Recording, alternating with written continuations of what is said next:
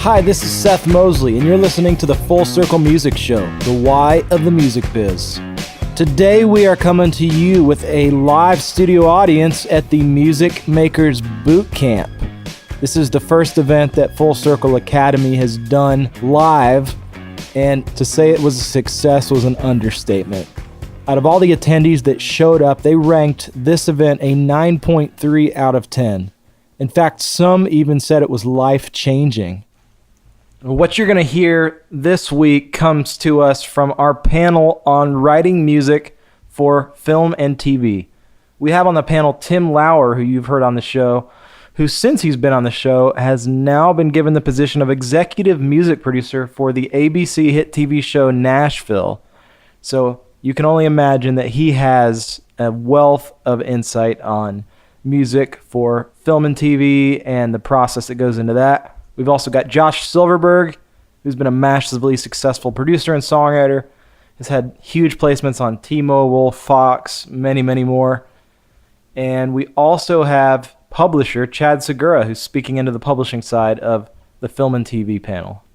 Before we dive into the interview, I just wanted to share a quick message with you about the Music Production Mastery course. Hi, I'm looking for the next big music producers I can add to our Grammy-winning team.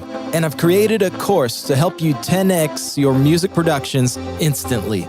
Music Production Mastery. I show you how we do things like programming, drum, bass, and guitar production, getting pro vocals, editing, post-production, mixing, Logic Pro, and Pro Tools.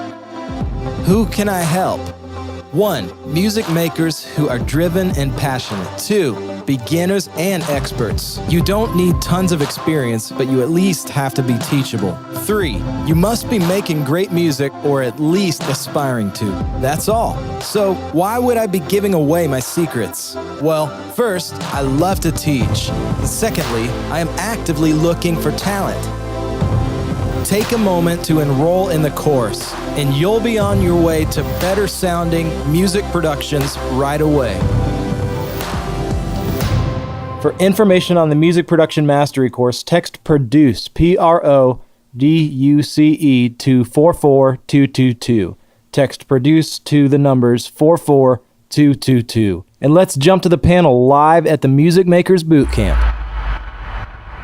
So hey, this is Seth Mosley, and you're listening to the Full Circle Music Show. We are here at Music Makers Bootcamp with a live studio audience.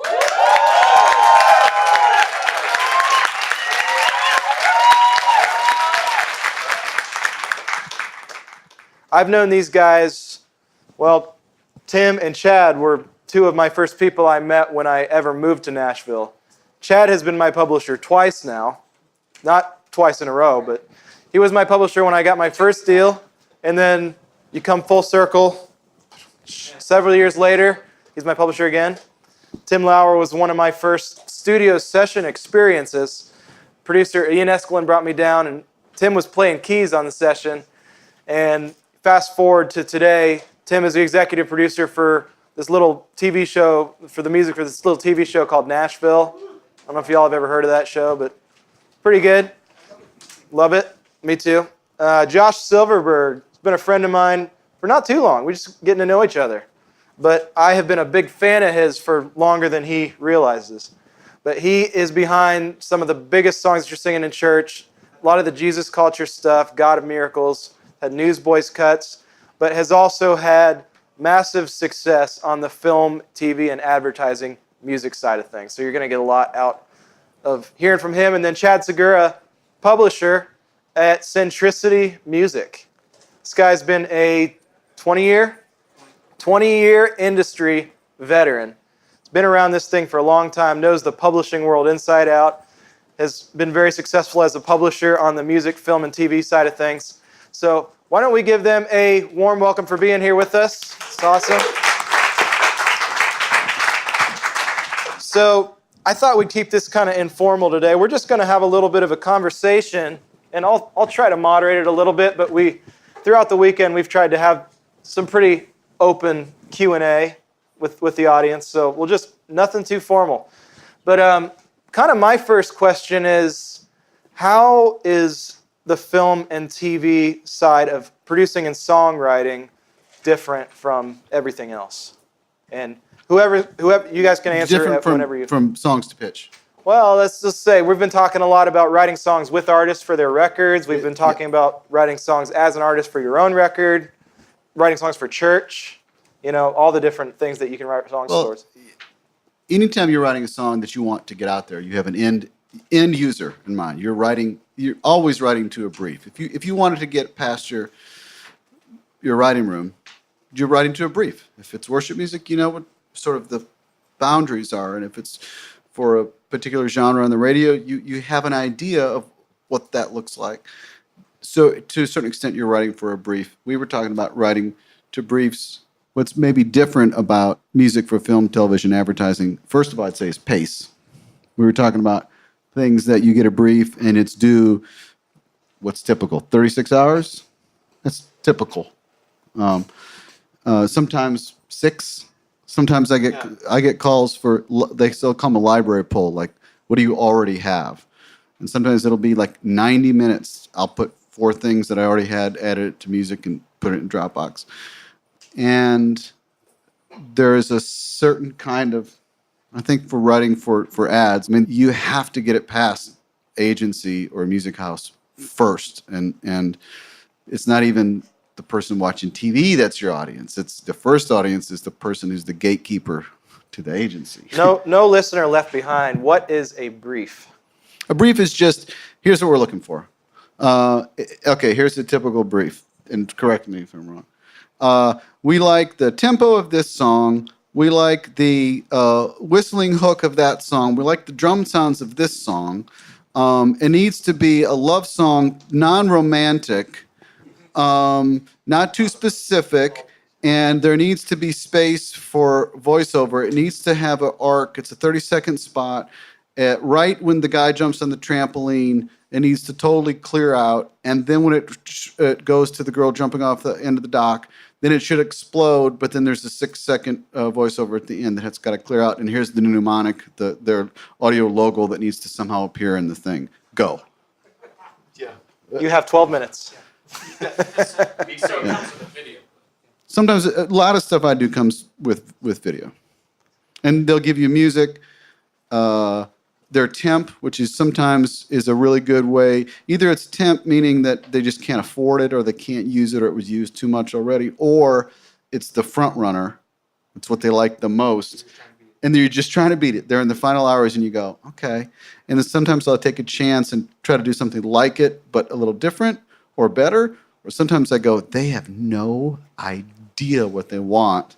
I'm going to do completely different. And hopefully they're so frustrated that they'll go, that. And then they have to make a decision, and then the ad goes out. Because sometimes they'll say, this ad is shipping in 5 days, which means that's when they send it to advertisers. So it's got to. You want to talk about a brief, anybody? Yeah, no, I think that sums it up. Yeah, I guess I will say that's specifically for ads. Ads are very particular. It's like, here's the thing, and they will often have the spot already shot, and they'll send it to you with something there. But yeah. So like end title, they'll usually. So end title would be the closing credits of a movie, and so if they're doing that same kind of thing, they won't. Sometimes you'll get a clip to you'll see the actual footage, but other times it'll just be like, here, we love this feeling, and it'll be and they'll reference a couple different songs. Maybe they'll send you some examples of them, but it's the same kind of thing. Where they'll tell you kind of what it needs to do. This is a tender moment that then, later everything explodes, just so you know. It's like there's always has to be that. It's always you're ramping to this thing that just like goes crazy. And, so you've got that, you've got things that are in show. So in a show, depending on the show, you kind of know, okay, this, there'll be songs that need to not be dialogue killers. Dialogue killers are stuff that has just too much going on, too many words, too many things, so you have to have space in songs. It has to be a song that you can move up and down in the mix, especially if it's cutting across multiple scenes in a montage. So, it really is. There's all kinds of different briefs when you're writing specifically for that. We'll talk more though about, you're not always writing for that. For advertising, you usually are. you're targeting something, you're trying to give them something unique that fits for that. But Manifest was talking about it a little bit. I mean, there's everything. There's TV, there's film, there's video games, there's advertising, there's all these different things, and all of them kind of have unique things that they're looking for. Yeah. The one thing that I do want to emphasize this weekend is that we've talked a lot about finding your identity, finding your niche as who you are as a songwriter. And for some of you guys, when you turn on the radio, maybe that style of music just isn't for you. Maybe you just don't like listening to the radio.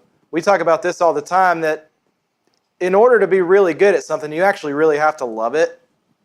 And if you don't love what the radio is playing, you're probably not going to be great at producing songs for the radio. Yes, this is my term for that is contempt for the product. Yes. If I have contempt for the product, there's only certain I can play on it and really enjoy it. And trust me, I play on plenty of music I would never choose to listen to and have a lot of fun doing it. But the writing part is so pure and so much a part of me. It's a real soul sucker to write. So to your story, very young in my to your statement, in my early 20s, I got a publishing deal at Sony, writing country songs. Tried so hard. Man, I tried. I wasn't trying to be difficult. I was just trying to write stuff that they could get cut. I wasn't trying to be crazy or weird. And it was always crazy and weird to them. And it was always not commercial. And I was trying. I wasn't trying to be difficult. And didn't really get anything cut and got dropped. And then I got signed at BMG. Same thing. And it was always just a little too rock. It's a little too pop. It's a little too edgy. It's a little too sleepy. It's a little too arty. It's a little too personal. It's a little not specific enough. It's just too specific. I mean, I tried so hard. And then my publisher, and I said, I want out. I'm up to date in my quota. Quit sending. I had a monthly check. It wasn't a one-time thing. And I said, quit sending me the thing. We're even. Thank you. I love you. Appreciate the opportunity. And he said, no, I'm not going to let you go. I'm going to buy you a plane ticket. And I spent a week in London, a week in Stockholm, and a week in Berlin. And I came home and I started getting cuts. And my publisher said, don't do anything different. Don't do anything different. Same ammunition, different target. And that's the same thing with film and TV. I don't write ever a song to pitch to an artist. Ever. It's just not something I'm even interested in doing because it's just, it's not going to work. I'm not going to get a cut. But man, oh man, give me that brief.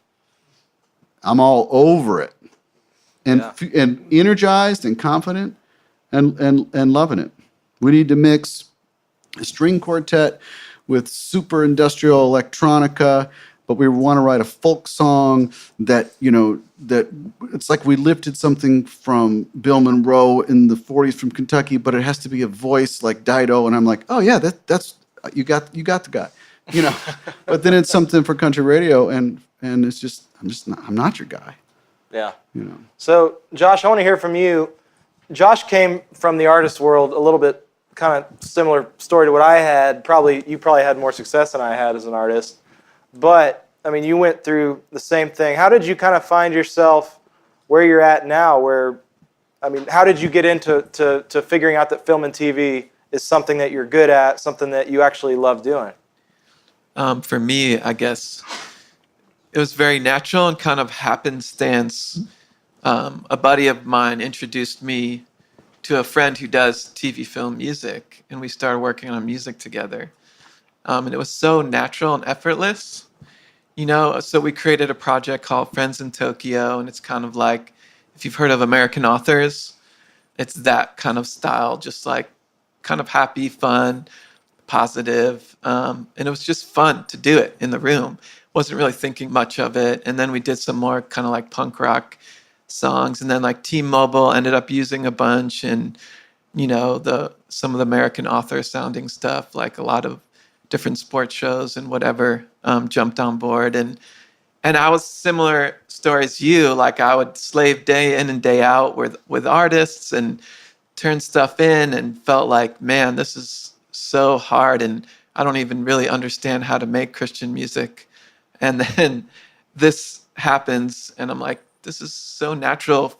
It tied me to my band days, just like, let's just have fun in a room and make something awesome, which is how Christian music is turning into, honestly. Like, I think there's an awareness, and I know this is a different subject, but it ties to the fact that you have to be true to who you are. Like God's created us all individuals and to be unique and to also create uniquely. And if you can find like what you love and what you're passionate about, like you will have not only the best time doing it, but I guarantee you your success lies in what you love.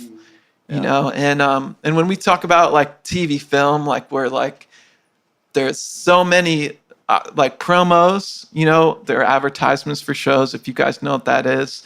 Like Some of them pay big. Has to keep on paying. Because They pay $100,000 for like the White Witch promo. I mean, and there's always show, like there's never ending amount of shows coming out, and they need songs for the promos, they need songs for in show.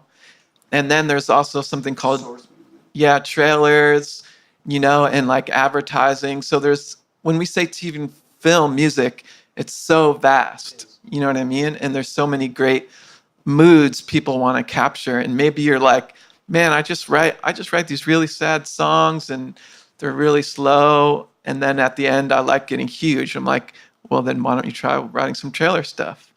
You know what I mean? Like listen to a whole bunch of trailers and start creating content that's like some of your favorite trailer music.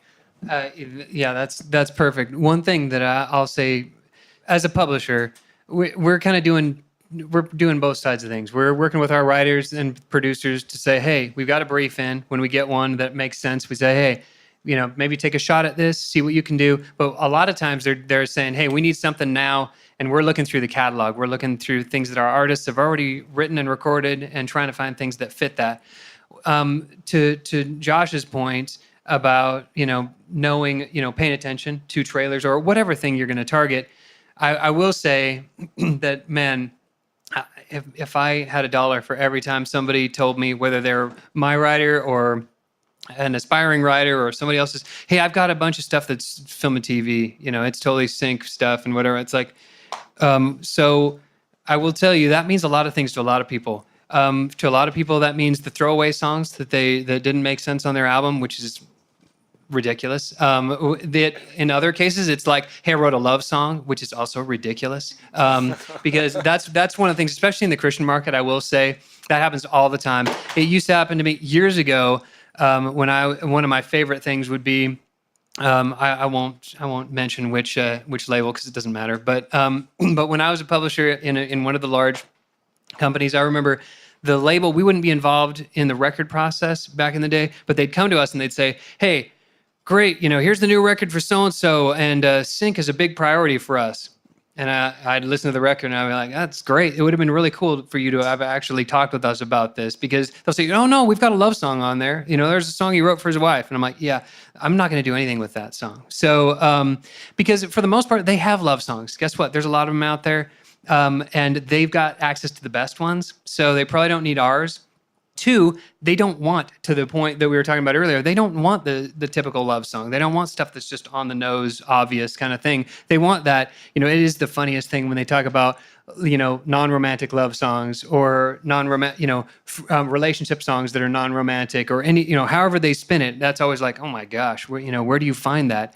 And so writing for it is really specific. What these guys do, these guys are a killer at what they do because they know how to do it. And so whatever you do, you know, don't just kind of give your throwaway or, hey, I've heard this and it kind of sounds like this and I'll do it. There's an art form to it. I think in our market, the stuff that works the best, that I'll just to say from the Christian market, what we've found was funny. I got this quote from the heads of one of the major publishers out there, actually one of the major sync departments on the master side. And she said, man, I love what you guys do. You guys are so good at doing those vague aspirational songs, which is like that. Those are the ones that work. The ones that are vague. And like, it could be about anything else, vague, because we love it. Because it's like, oh, this could, sell you a Volvo, or it could sell you laundry detergent. And either way, you feel like, oh, this was made for this. Yeah. And then aspirational, that thing that causes you to go, I just feel good. I aspire to this. What could this be? Those are the things that win. Time after time, those are the songs that can work for everything across the board. And then these guys talked about it, the build. Build, man, when you write a song for that spot, yeah, there's a time to just have the melancholy song that just kind of wanders and meanders and does that. There are definitely places for those. But more often than not, you never know what piece of a song they're going to want. So you give them all of these sections all the way through, and you give them the instrumental breakdown, and you give them the explode, end their climax at the end. But you've got the kind of the chill beginning that is super ambient and whatever. And you can't make every song like that. But think about those things and pay close attention to the stuff that you love.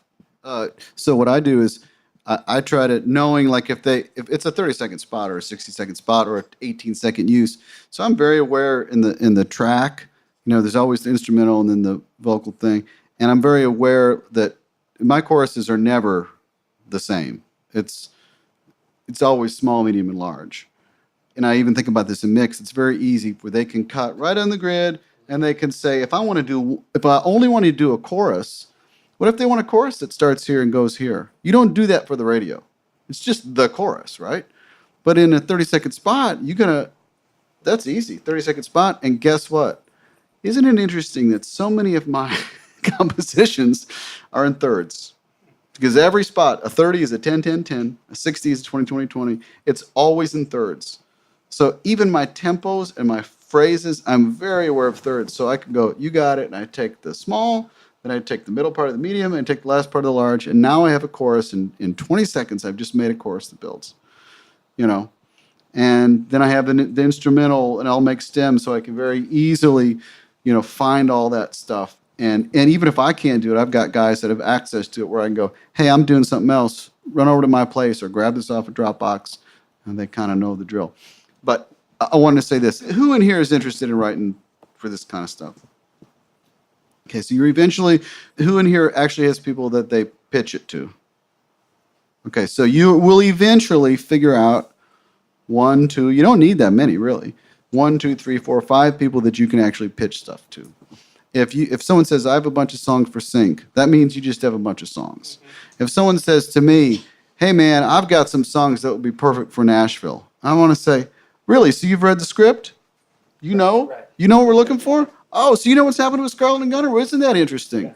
Yeah. Because you don't really have songs for Nashville. You want a song in Nashville, and I'd be happy to hear them. But if you send them to me, I'm so busy that I'm not going to listen to them unless you tell me this is a song for this and this and this, and you just happen to luck into the fact that your thing lines up with the arc of the story. So it really, you start to realize how specific it can be, and you can say, man, this song will be a great Nike ad. Really? Because I've done Amazing Grace really slow on a piano with a bunch of reverb for Nike. I've also done a cover of Winter Wonderland for Nike. And sometimes they want, pirate music. So what is pirate music? Big orchestral, drums and low brass and Viking music. Yeah, pirate Viking NFL music, right? So if you say I've got a song that would be great for Nike, what you mean is you should be working in the music department of ad agency and have the Nike account, and they wanted what your idea was. This is so off the grid, Yeah, I love that, and I'm glad that Chad hit on this, Tim just hit on this, that it's not just something, and this doesn't just go for film and TV. This goes whether you want to become the next big worship writer or the next big country writer or the next big EDM DJ. You don't just happen into it. Unless, like Tim said, you just are the most lucky person and God shines a light on you and says this is how it's supposed to be. You don't just happen into it. It's about establishing relationship time after time of delivering to the same, even 1, 2, 3 people, like he said, and establishing yourself, making yourself there to serve. So you don't just happen into it, no matter what the genre is. I want to say something about the way you deliver. If somebody sends this, so now I'm on both sides. I'm taking briefs, I'm writing for briefs. I also have guys who I work with and who work for me that are kind of doing this with me for me, and I'm kind of managing the whole flow of the business side of it. And I'm with the show where people are pitching to me, and I'm working with the music supervisor and showrunners and directors for for the material. So I'm kind of looking at it from all angles. If somebody pitches me a song and I love it, and I can't figure out who it came from, it can't be licensed because we don't know whose it is. So if I see a song that says "Today's a Great Day" and it's the perfect song, but I can't Apple Eye and say who it is and who their contact is for that, it just can't get used. Metadata is Metadata is the key. Also, the quickest way to never have your songs listened to is to pitch too much too often. You know, hey man, sometimes we'll say, hey, I need something for this spot. I need it. It's a huge spot. It's paying tons of money. I think you probably have a ton of stuff that would work for this. Check it out. And they play me the thing. And if I don't have something that I know follows that brief, I will say, man, I wish I could help you. Don't have anything. Because I tell you what, I'm not going to waste their time out of my desperation giving them stuff that isn't right. That's good. Well, you've heard enough of my questions. Who has any questions for our beautiful, stunning panelists today? Okay, Tyson, come on up here, man. I think my biggest curiosity in terms of pace and working on a show like Nashville, could you give us an insight on your setup and how you manage sounds, libraries, working with other writers and composers, and making sure that you keep all of that stuff harnessed in terms of your workflow, backing up, stuff like that? So you're talking over and above just songs? But yeah, okay. Yeah, so for songs, there's Frankie Pine is the music supervisor. We have a shared Dropbox, and so we'll have each episode, so 501, 502, season 5, episode 1, 501. And then each song and there'll be a folder for each song for the episode, and then we put songs in that Dropbox and narrow it down from there. So we can say, yeah, we'll take that one out of there, and I added one, and that's songs. And then there's a meeting, a concept meeting where they say, how is this going to appear? So maybe somebody's going to be playing an acoustic guitar. And so we got, okay, so it's going to appear this way. Which guitar is she going to use? And is it going to be pre-record or live? And how is she going to sing it? And then does it appear again? And then who sings with her? So we have to kind of plan out the way it looks. And if it's pre-record. And then every song goes to iTunes. And then so there's an iTunes version of it also. And then for file management, it's everything sort of has to be able to be made to sound very natural. If it's a house concert or thing in an arena or a club or whatever, you have to sort of be aware of like the space that stuff lives in, and not have things so aggressively engineered that you can't adjust to that. And then there's all sorts of things that have to be stems for the band guys that have to fake it for the show. So they each have to have their part so they can learn that. And then the on-set guy needs to have stems so he can put the playback in an actor's ear and adjust their level of themselves. And so there's a ton of versions and a ton of stems that have to be made. And it's just kind of organizing it and labeling it clearly. And So what I'm hearing from you is make sure you have a damn good team, lots of assistants, and a real scope of the overall picture of the job. I just was looking for a guy to be, you are file management.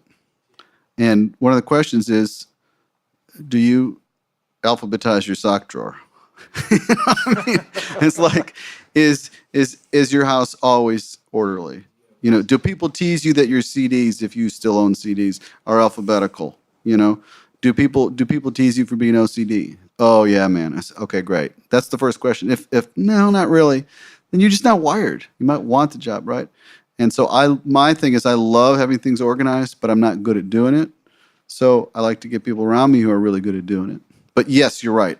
Organization, labeling, consistency. I've told Seth about my system for what I call retreads. When you reuse something you've done, I don't know if you do this, but I'll tag stuff, cello, male vocal, hand clap, whatever, so I can search for something and it'll lead me to all the sessions. And I have all the versions, and it's pretty tedious, but it helps if you want to get something done quickly. And you certainly, when there is pace, you can't screw up. It's a great question. Does anybody, Josh or Chad, have anything to speak to that? Yeah. Great. Who else got a question? I would like to ask Josh, what's his take on what Tim shared about his workflow, about the 30-second, the 60-second? Is that how you relate to your workflow too? So when you say workflow, I'm guessing you mean like you're not talking about how I record, but how I frame a song, start to finish. I think it's so important, and this is what I've learned doing it, is you do need different sections, not a song, because in pop music, you can have one drum beat and a synth bass, and that could be it, like literally, you know what I mean? And it doesn't really build. Maybe the chorus adds a tambourine, like, and I love minimal pop music, like that's my favorite. But when you're writing for a TV film, it's important that they have sections to choose from and they can build it how they want. So like every chorus, something new. And honestly, that makes great production because it keeps the listener listening. And when I started writing TV film, my production got way better because I was like, oh, well, that makes it very useful. And then I started incorporating that to my band and artist productions. And all of a sudden, it got a lot better. So yeah, like having things build and the end, everything explodes. Most people want the end to explode. So when you feel like you've put enough in there, try to fit 2 more things in there. And I can't believe I'm saying that because I hate it. But like, see if you can get it to explode. High and low. So like there's stuff, but then there's range, high and low. Meaning like make sure like the highest thing, the highest synth pad, whatever, string line comes in at the end and the deepest thing. You know what I mean? Like, so it gains width and depth at the same time. Yeah. It's a great question. Who else? Yeah. I have a question for Chad. As a publisher for Centricity, how often are your artists' songs placed in television and how involved are they in that process? Yeah, it's a good question. The answer is it's growing. It's not historically, they haven't had a ton. I've been there a little over a year now. And that's one of the things, that's one of our goals is to kind of grow that side of things. Seth knows that. Seth's having some great stuff happening right now. As far as when it's a finished song, you're usually not that involved as an artist. That's usually something, whether it's coming into us directly or if it's coming into, somebody else, whether it's another publisher or the label, then it's usually just a request that's coming in, or that they're looking for something. We don't get a brief necessarily, but it's something where, hey, we need something to fill this spot. We need something that does this. We're obviously going to look at the things that we've got in that space. Now, sometimes we do reach out to artists and producers and ask them, hey, we're working on this right now. Can you think of anything? Is there anything in your catalog that you think that'd be perfect for this? But it really is just kind of a case-by-case basis, and it's something that's growing and something that we need more of in our space. And so we're trying to aggressively go after writers and producers that can create those kind of things, as well as we're going to do some things with our artists, specifically even just some side projects. Years ago, when I was at another place, I had a writer that was phenomenal, but he could write for other things. It was interesting. He was getting cuts. He wasn't necessarily getting the big hits, but he was getting some good cuts. But he had a killer voice, and he did something very unique. And so we started creating EPs on him out of publishing, and that ended up being extremely profitable for us, and also just a great way to just get songs out there and generate revenue, recoup deals, and make money for the company and the artist. So there's a lot of ways you can do it. Does that answer? Yeah. Cool. Yeah. This can go to any one of you, but what's your biggest frustration? And then a second follow-up question, what would you say to your younger self to encourage yourself or just to streamline getting into what you really love and what God's called you to do? My biggest frustration is crappy drivers. But in regard to this, man, I will say for myself, and then I'll pass it to these guys. But it's frustrating just the industry and how it's changed. There are great things that come with it, but it is frustrating how hard you have to work to make things work. Now, Does that mean am I a doom and gloom guy? No. There's amazing ways to make revenue. You just have to work harder and smarter. It's one of those weird things where you really do. You have to go after a lot of different things. You have to find these niches, find things that work. So it's kind of frustrating. I think my biggest frustration is anytime I find myself falling back into old habits of going, hey, why isn't this working? And it's like, oh, that's right, because that doesn't work anymore. So, And I touched briefly upon like finding the things that you really love and chasing that. Because I mean, when you're selling a product like music, you're selling an emotion, and people can really sniff out if it's genuine or not.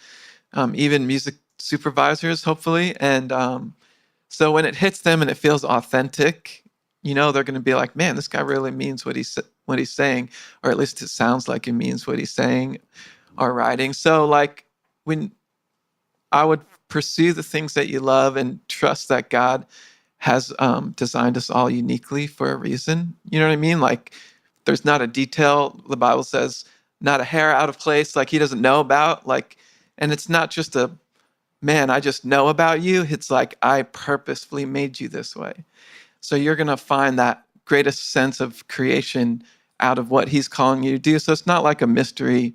And then if you want to know what God called us to do, it's just it's always like, it's so much bigger than music. Like, honestly, like when you're in a writing room with someone, don't think about the song. I've found my greatest success when I'm like, I just care about the person in the room. What is your need today? And then the song is like an overflow of that, so it's like, we have our views on the end goal, but really it's just to love Christ and to love like him. And that if you don't love yourself, this is another thing I'm saying, you're not going to be able to love someone else, because the second commandment is to love your neighbor as yourself. So it's recognizing I am unique, and I'm not going to fight against that. I'm going to learn and become the best songwriter I can, the best producer, the best mixer.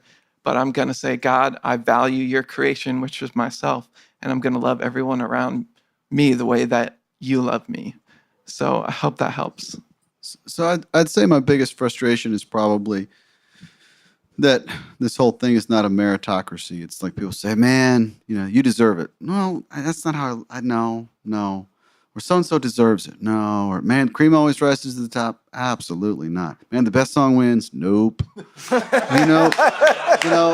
As long as you got talent and you stick in there hard enough, it'll happen for you. Nope. If you work hard enough, you can beat anything you want to beat. Nope. I never tell my kids that. It's just not true. It's false information. So it's frustrating to me that it's not a meritocracy. The cream doesn't rise to very seldom does the best thing win. And that's usually because we're just fallen, messed up people, and there's a lot of ego, and there's a lot of politics, a lot of greed, and a lot of selfishness. And I've, at my old age, I've sort of gone over the hump of resentment, and I can follow that arc in my life of really dealing with anger and resentment, just frustration that I might have called righteous anger, but it was just my own selfish anger, But I'm over that hump where I just go, this is how it is. And I work within the system is broken, everybody. And I work within it and cheerfully, and I enjoy it. I'm glad to be part of it. What was the biggest frustration? And tell my younger self, I think, and I don't want this to sound sort of like new agey, but listening to my gut, which I think would be the authentic self that God made me. To when others say, man, you know what I think you should do? You know what you need to be doing? You need to be coming here come to the office every morning, 9 o'clock, have coffee with these guys. All this stuff that you need to be playing out. You need to be doing gigs. You need to be listening to the radio.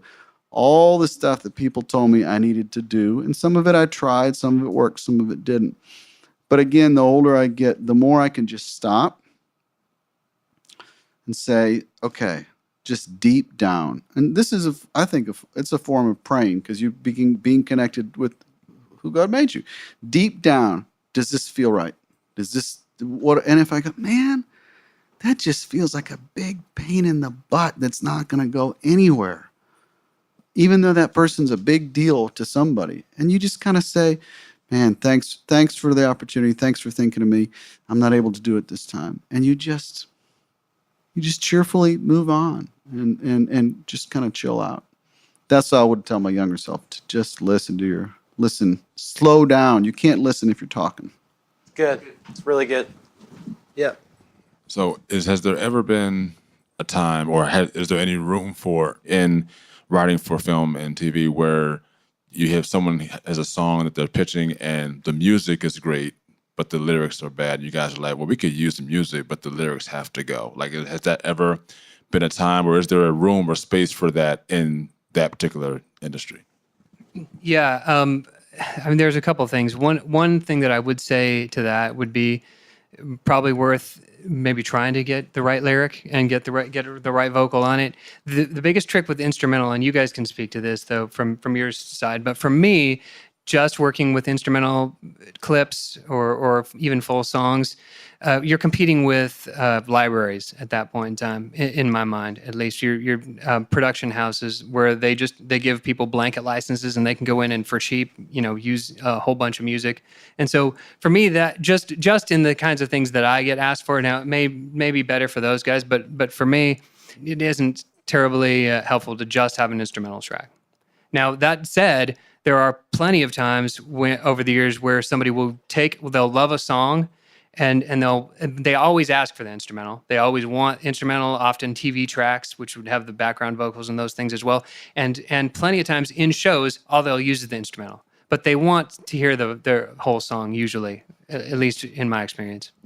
I actually, to brief, I do more instrumental than not instrumental. And he's right about the library stuff. And it's cheaper and it's huge. But my kind of thing is, if they say, yeah, this is the piece, they understand they can do endless revisions. I was closing out an ad one time, and I looked, and it was version 54. So I'm not kidding. So I had 54 revisions. Yeah. Way to stick in there. Yeah, but he said, "Way to stick in there." But I made that decision that I'm really glad to do this. If I spent the next 5 months working on it, it would still beat what I usually make per month. And so I said, I want the relationship with this music house, this agency, this client. And so I just did it. I think that the lyric thing, it depends. If it's like an artist thing and they want a lyric change, well, do you have the mix? Does the mix live in your computer? Did you get Sean Moffat to mix it, and can he pull it up? And how much is a revision? And where does this artist live? And are they traveling? And they're going to come in and sing it? And can we match the vocal? And usually if a supervisor doesn't like the lyric, I was listening to songs for Nashville on the way out here. There were 2 lines in. It's maybe a great song, but I already know that second word of the second line means that it's not going to work. And so I'm not going to go back to him and say, can you change this a little bit? Probably. I'll probably just keep looking. This is specifically for Tim. How does somebody play songs for you? Or is it punky file or? I just like MP3s and an email where it's easily searchable in the subject line. Then I know what it's for. The more information in the subject line, the easier it is for me to find it later. An MP3 is great. And no, we're not giving out Tim Lauer's email right here. So, MP3 is great because I can save it immediately and I can forward it on. It's better than a WAV file because it's smaller. And the MP3 should have the metadata on it, so I can track you back down, writer's name, and contact for who to license it from. But MP3s, yeah. And do you generally receive songs from industry professionals, like publishers, or okay? The answer was yes. He said anybody, yes, though. And everywhere, yeah. All right, this question is specifically for Tim and Josh. If you had one tip to give the rest of us who are interested in getting into this industry, looking back as when you got started, what would be that one tip that you would give to someone looking to get into this? When you hear a song that you love in an ad, look up the artist and study it. Why did that work? I love this. I already love the song, right? You already know you love it. So buy it on iTunes. Take example of the lyric. Did it work because of that? What did they use in the spot? And then you find yourself creating, based out of stuff that you love and that has already actually worked. Rest hasn't. My tip was just to make a commitment to it. In my, my musical life, when I was touring, and I knew I wanted to play in the studio, I knew that I had to commit to it. I had to find a way to just be home. And when I was just home, then I started to get session work. And when I was writing for BMG and I couldn't get country cuts, and I said, oh, I really like the European market, I committed to it, which was, I was in Europe 10 days a month for several years, which is really committing. And then when I decided to really focus the writing on the music that involves picture, I have sat with the TV on at my studio, and I mute it during the show, and then I listen to it during the ads. And I've had, I've done this. Like, I'll get a legal pad, and I'll just write down the ad, and I'll just write something like, girl voice and guitar, lyric that's not specific to the product, or hand claps and ukulele again, or whatever, and then but when you start to do that, you go, okay, so 5:30 news, medications, there's a lot of acoustic guitar strumming, that's still cool. And you start to understand orange juice, and then, okay, that's different from, car. And then you go, man, the car thing, I don't know if I'm that kind of programming, and that sounds really expensive, so I won't maybe take the car brief. But I've noticed that the restaurants, like Firm Bar restaurants, it's like this sort of bluesy, rock blues kind of stuff. And you start to really, so first is commit, and then be a student. Know what you're talking about. Know what you're dealing with. Hey guys, thanks for the good information so far. I just had a question about websites like musicbed.com and those kind of sites. I don't know if you're familiar with that, but are they used a lot? Do you guys ever go to the sites like that, or do film and TV producers go to those sites? Yeah, Musicbed is it's a micro licensing site, and so yeah, it's used mostly for at least originally. The main use of it is for like websites and other things when people can go there and they know it's a one-stop shop for them. They know the set price that they can pay to use it. It's small amounts, hence the micro piece of it. But it's all about getting a lot. Hopefully you get a lot and it adds up to some significant money. I know multiple artists and writers that make a good amount of money every month from those things. I know that they've branched out a bit and they do have music supervision, that there's at least that facet, or they want the ability to be able to do that. Thus far, to my knowledge, and I could be wrong, maybe they've really amped that up, but most of those sites like that aren't really connecting a lot with like major studio things, at least to my knowledge. But it is a way to make money, and it is sync. It's a way to generate some significant revenue. Well, I got time for one, maybe two more questions. This question, I guess, is for Josh. When you get something placed with an ad or something like that, is it really cool to see that happen? Like, do you go watch the ad live, and is that a cool thing to actually see, or does it happen so much that you just kind of, oh, there's another placement, and does it phase you in a cool way, or is it just kind of old hat at this point? It's awesome every single time. It's just so awesome. And I think you should celebrate every victory, no matter how big or small. If it's a small placement and it doesn't pay very much, you should treat it like it's $1 million placement. Not that I've had that, or that really exists. And I've had several big placing songs that have provided for my family, and it's amazing, and I love it. And the thing about TV film that we haven't touched about, or like ad songs and stuff, is direct to market. You know what I mean? Like you go straight, like I'm creating these pseudo bands, you'd call them paper bands or whatever, where I'm create an artist persona, and I get with another songwriter or a singer or whatever, and we kind of go down this road where we create this product brand name. And some of the biggest bands out today have been that, like Imagine Dragons, all for TV film. American Authors, same thing. So love it or hate it, these guys were created for the purpose of hitting TV film. You know what I mean? Ex-ambassadors, I can go on and on and on, and the songs are awesome.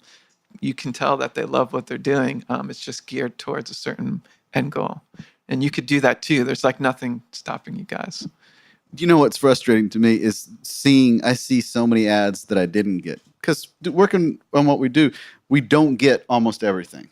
Like, you know what I mean? So like, you always assume I'm not getting this. And then if I get it, it's like, this is a miracle. But, I can watch television and go, didn't get that. And my kids live and go, Dad, your Toyota commercial's on. And I'll come in and go, no, that's the other guy's music. You saw this picture at my studio. That's not Daddy's music. All right. Well, let's give a huge round of applause for our guest of panelists. Thank them one more time. This is awesome. Chad, Josh, and Tim.